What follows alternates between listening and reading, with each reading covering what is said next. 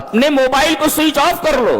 فَإِنَّ الدُّنْيَا بِحَذَافِيرِهَا فِدَاءُ أُمِّهَا کہ دنیا کی تمام چیزیں، پوری دنیا ماں کے قدموں کے اوپر نچھاور کیے جانے کے قابل ہے.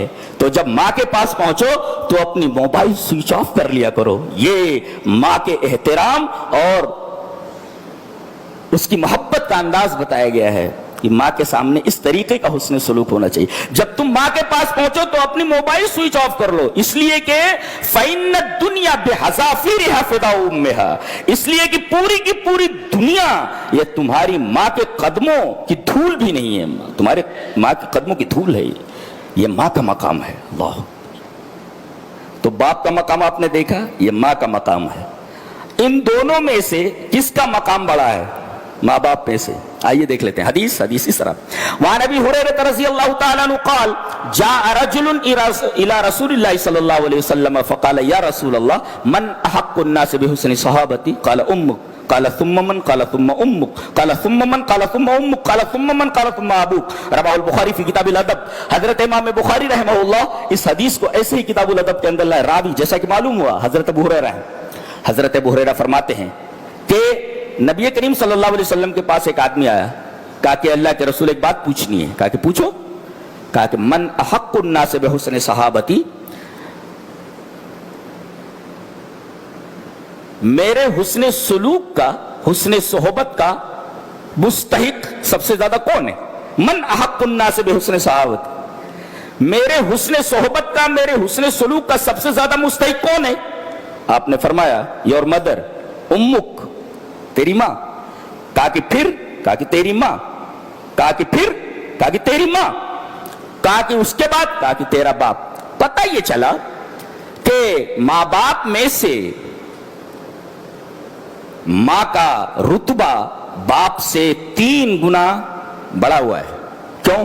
اس لیے کہ 3 کام ماں ایسے کرتی ہے کہ باپ نہیں کر سکتا. ایک تو 9 مہینے وہ اسے پیٹ میں اٹھاتی ہے، ایک حق تو ایسا بن گیا اس کا.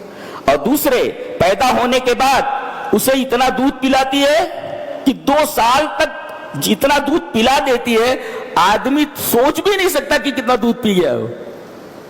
اور تیسرے اس کے پیدا کرنے کے وقت جو تکلیف اٹھاتی ہے وہ حیات و موت کی کشمکش میں ہوتی ہے. بعض عورتیں مر جاتی ہیں اس فریضے کو ادا کرتے ہوئے، تاکہ یہ کام بھی مرد نہیں کرتا. تو یہ 3 کام عورت ہی کرتی ہے، ماں ہی کرتی ہے. لہذا ماں کا رتبہ باپ سے 3 گنا بڑھا ہوا ہے. تو باپ کا حق آپ نے دیکھا، ماں کا حق آپ نے دیکھا. ماں باپ میں سے ماں کا رتبہ کتنے گنا باپ کے رتبے سے بڑھا ہوا ہے وہ بھی آپ نے دیکھا.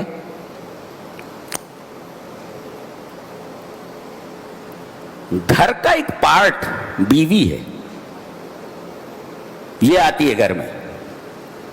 سب سے بہترین کردار اس باہر سے آنے والی ہستی کا ہوتا ہے. یہ گھر کو بنا بھی دیتی ہے اور گھر کو تباہ بھی کر دیتی ہے. گھر کو بناتی کون ہے اور گھر کو تباہ کون کرتی ہے یہ ایک حدیث میں بتا دیا گیا ہے. آئیے وہ حدیث دیکھ لیتے ہیں. حدیث اس طرح. وعن عبداللہ ابن عمرو بن العاص رضی اللہ تعالی عنہ ان رسول اللہ صلی اللہ علیہ وسلم قال ان الدنیا کلها متاع وخیر متاع الدنیا المرأة الصالحة.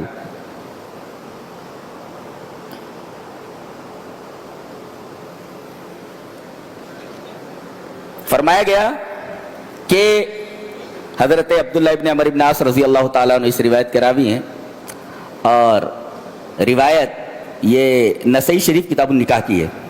حضرت عبداللہ ابن عمر ابن عاص فرماتے ہیں کہ نبی اکرم صلی اللہ علیہ وسلم نے ارشاد فرمایا کہ پوری کی پوری دنیا ایک سامان ہے، اور سب سے بہترین سامان دنیا کا عورت نہیں ہے، نیک عورت ہے. ایک ہے عورت اور ایک ہے نیک عورت. اگر وہ صرف عورت ہے تو گھر بگاڑ دیتی ہے، اور اگر وہ صالحہ ہے تو گھر بنا دیتی ہے. اس وجہ سے نبی کریم صلی اللہ علیہ وسلم نے فرمایا کہ پوری کی پوری دنیا ایک سامان ہے، اور سب سے بہترین سامان عورت نہیں بلکہ نیک عورت ہے. اگر صرف وہ عورت کے جامے میں ہے تب گھر خراب کر دیتی ہے, اور اگر وہ صالحہ ہے تو گھر کو بنا دیتی ہے. تو گھر میں جب باہر سے کوئی لڑکی لائیے تو دیکھیے کہ لڑکی صالحہ ہے یا نہیں. آج کل لڑکیاں تعلیم حاصل کرتی ہیں, دینی تعلیم حاصل کرنے والی لڑکیاں جنہیں عالمہ کہا جاتا ہے, ان سے لوگ اب شادی کرنے کے لیے تیار نہیں ہیں. کیوں؟ اس لیے کہ ٹھیک ہے انہوں نے تعلیم حاصل کی ہے مگر گھر میں آنے کے بعد یہ صرف اپنے حقوق بیان کرنے کے لیے در پہ رہتی ہیں, صرف اپنے حقوق بیان کرتی ہیں. شریعت نے مجھے یہ حق دیا ہے, شریعت نے مجھے یہ حق دیا ہے, شریعت نے مجھے یہ حق دیا ہے کہ میں ساس سسر کی خدمت نہیں کر سکتی. شریعت میں کہاں لکھا ہے؟ قرآن میں کہا ہے, حدیث میں کہا ہے کہ ساس سسر کی خدمت کرو. اچھا ٹھیک ہے, ساس سسر کی خدمت کرنا تیرے اوپر واجب نہیں ہے,